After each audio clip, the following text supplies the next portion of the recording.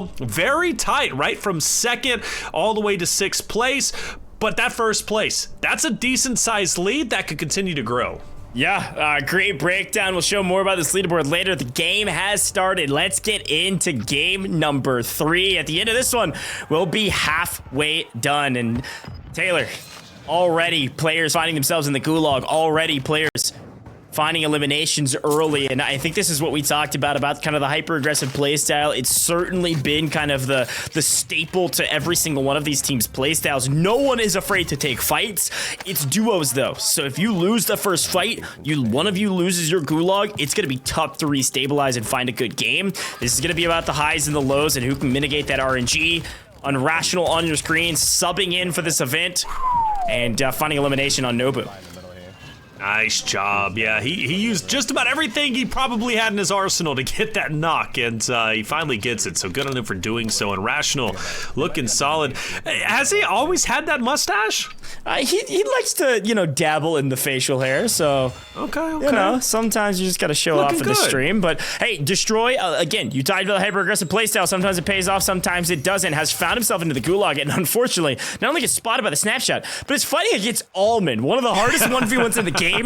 This is one for the books here. 2 of the best Warzone competitors, period. So many days played in this game. Hundreds of thousands of dollars earned between them. Here we go. The final fight. Almond just wins it, has the better position, wins the gunfight. Job not done for Destroy's team, but at least for Destroy for now. Gonna have to get a buyback. Unfortunately, Almond's teammate is also out of it, so both teams only have 1 player left, and I think a lot of teams are a lot like that. Finding some early unfortunate gunfights, being sent to the gulag, using your safety net, come flying back in, looking for some information.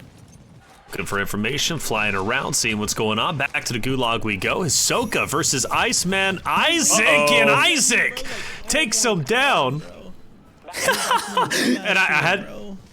I love it. Hisoka is understandably not happy. We'll get to see Iceman Isaac's perspective. I actually love that we get to see this back, because I think what was fun about this, Hisoka knows how most players play, right? He knows that most players are going to play conservative. They're going to wait on that snapshot grenade to get information. And I think Ice knows Hisoka's going to play like that. So Ice says, I'm just going to run at him. He's not going to expect it. And it worked out perfectly. All right, back into the action, though. We'll talk about the big brain plays from Iceman Isaac later. We got Swish'em going down off screen just a moment ago. Brawlic back on screen here again, looking to better their standings overall. Again, I was asking you all at home, especially during the draft who you were cheering on, saw some Brawlic people, saw some friends and fans of Brawlic. I want to hear what military service branch you are pushing for, whether you... Army! Yeah. Whether you're on Taylor's side, pushing for Army, Marines, Space Force, whoever you've got, throw those predictions in the chat. Who are you cheering on? I know we got a lot of people cheering on Regiment. They are at the top for now. We'll see if Destroy's team can kind of keep up that consistency, though, as they were in a bit of a blender a moment ago, Taylor.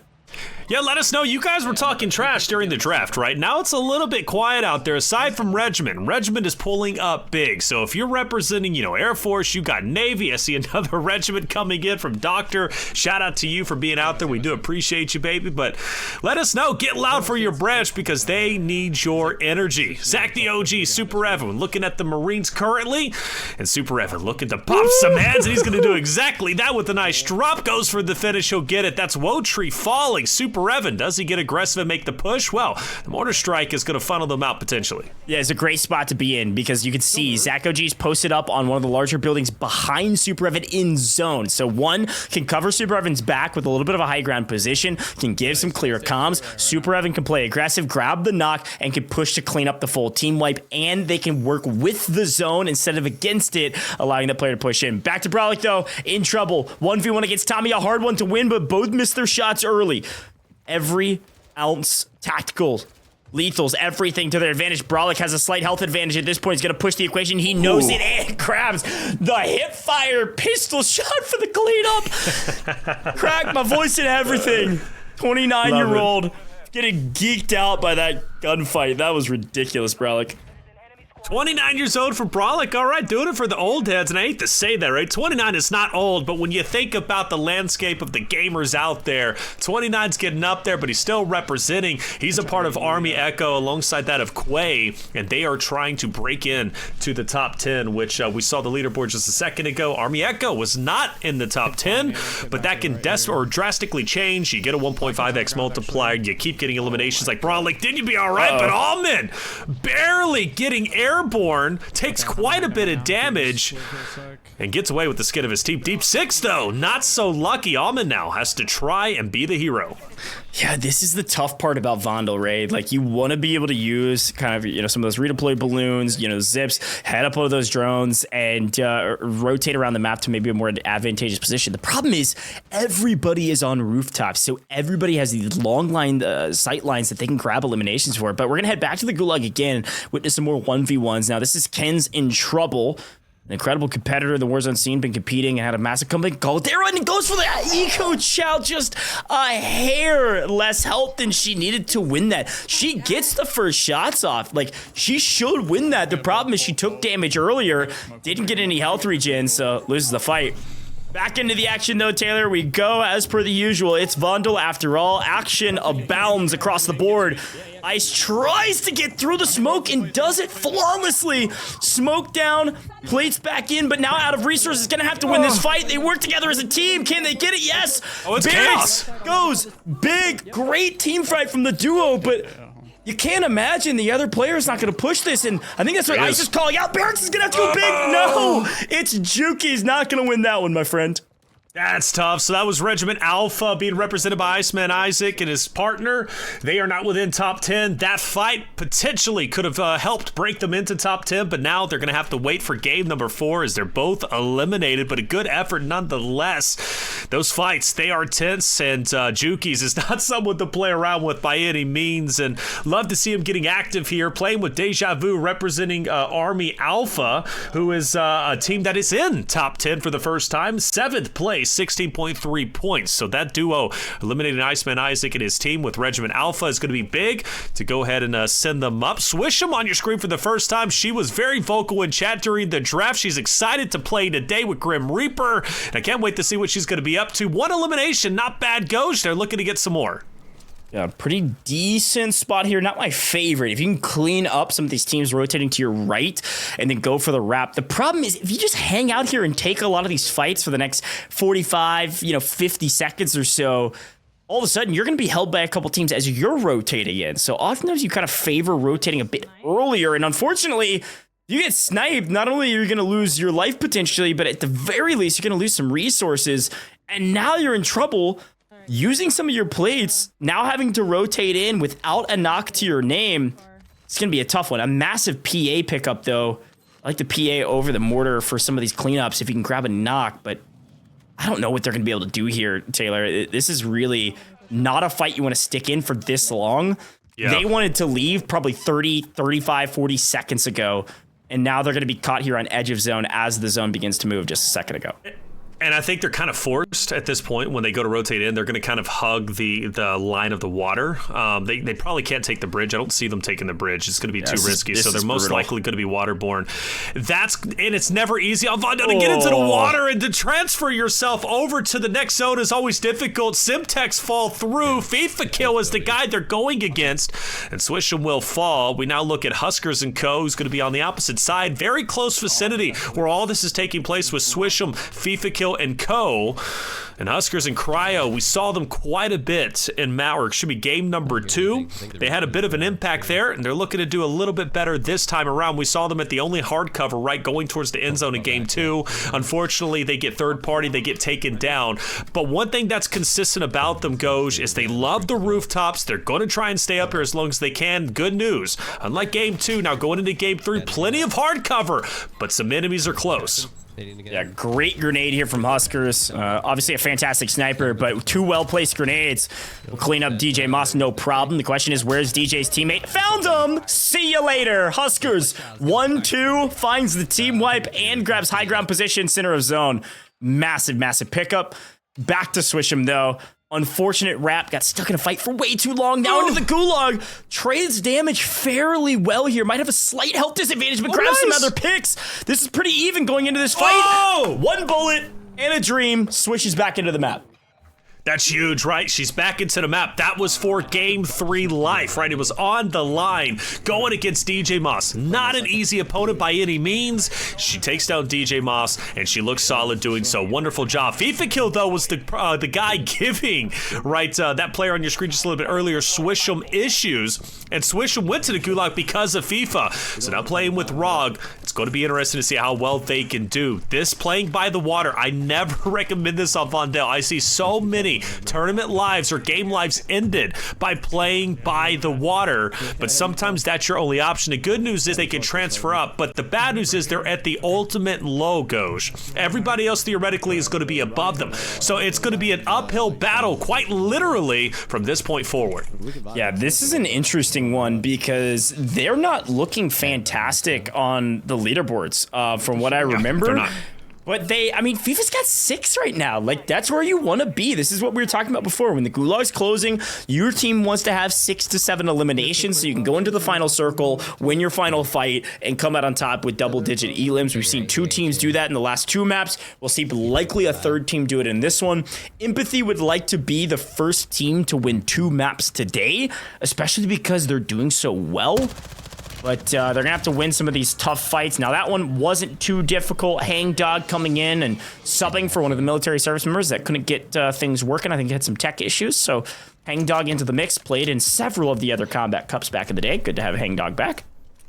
Yeah, Hangdog's great. I had a chance to meet him. Always like talking to him and seeing what's going on in his life. I believe he played in 2022 and 2023 Code Bowl, so he's used to competitive, whether it be in front of an audience like it was last year or this year, right? Just one of the biggest stage out there, COD Next. Come on, it doesn't get any bigger than that. FIFA Kill RØKKR back on your screen. We talked about their placings. They were 9th place, representing Navy Echo. So you got to think about it. Going from 9th, potentially all the way up to top 3 is 100% doable, especially since you mentioned goes 6 eliminations. But like I said, you get caught in the water, and that's the trouble you run into. And now you run into a ton of issues.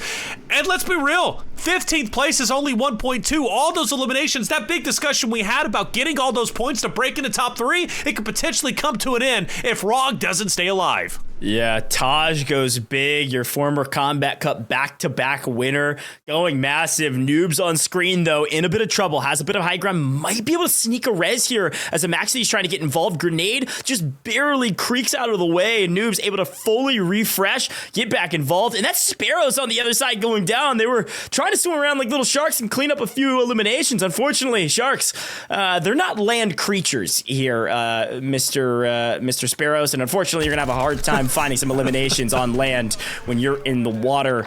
Noobs and company stay alive on the edge of zone. Could see them in the end game down to the final 10 teams, and Unrational is one of those with some high ground, with a stronghold, ready to find elimination or 2, and this is exactly where you want to be if you're in the end game. Looks like the team's got 5-6 eliminations potentially between the 2 of them. High ground, in zone, and a route on rooftops to work your way towards center zone. This is a massive, massive spot. As long as they don't get picked off from an odd angle from a sniper, this team could go very, very far. And as we see the next zone, Taylor, it is just barely off their building in dead center of what is like a courtyard area here in Vondel. And there is not a lot of cover there. I think there's only one small structure.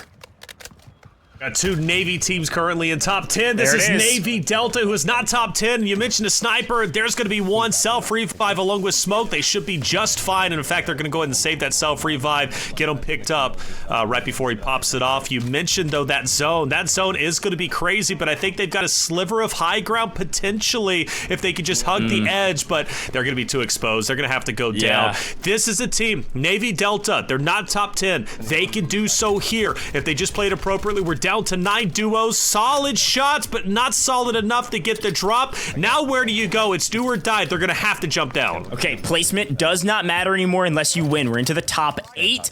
A massive moment to get the 1.3. Find a couple elims on your way in, but you gotta win to get any more. Find a couple elims for your point totals. Fantastic.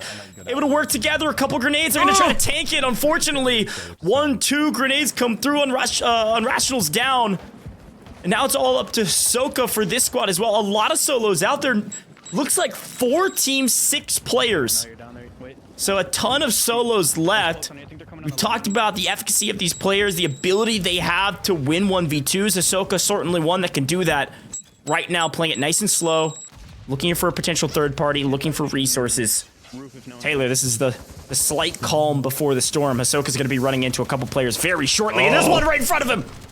Right in front of him. Nice shots, though. Can he get the drop on one? Oh, he gets stuck! He gets stuck by Simtex. He's down. Frizzy, though, is back in. We'll see what Frizzy can do, but we're still got 4 duos remaining. Huskerrs and Cryo. They did not make it that far when it came to game number 2 in game. Now they've made it as far as they possibly could. Can they go further? 6 eliminations from the rooftop. They go across the barrier. There we go. Nice job onto Picnic. Now down to 3 duos. This could be a solid placing that Huskerrs and Cryo desperately needed. Oh, Huskerrs hits his shots. They team shot find Frizzy. It is a 2v2 for the game. Likely have double-digit elims or close to it.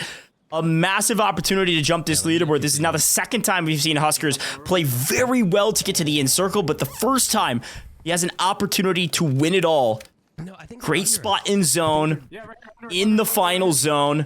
Everything's going to begin to close. The problem is, I'm not spotting any gas masks. So they gotta find it, and there's one down below. Gets a little bit of damage. No, crack shields. You gotta push that if you're Cryo and Huskerrs. Maybe a bait because there's a second player somewhere. No, Tosh, Merc my skirt, go down. A massive victory. Huskerrs, Cryo on top. Congratulations, gentlemen. 13 elimination game. That's on huge. Top of that, 1.5. That's almost a 20-point game in Vondel. That's a massive boon to the leaderboard.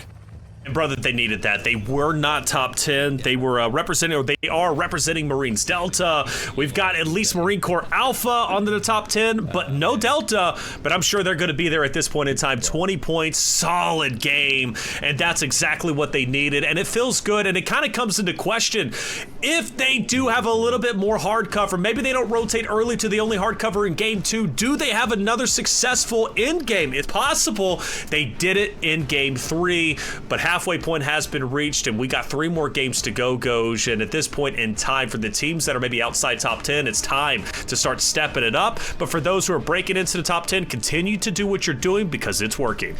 Well, let's take a look back at some of these replays. You were right? You're talking about a team like Destroy who loves to play hyper-aggressive early. Look how many eliminations they're picking up with pistols. Now, those starter pistols, really strong, but you gotta hit your shots. Destroy able to do that. A lot of early gunfights, and we've seen that time and time again the last 3 maps. And if you're able to find some of those early fights and win those early fights, you're oftentimes set up so well for success because you're not hunting for kills. Now, I will say Huskerrs team in particular, they've got a nice boon because it's pretty obvious at this point that one of the massive boons to these duos has been who can snipe and who can't. Huskerrs, he's hitting his shots. So congratulations to that Huskerrs Cryo team.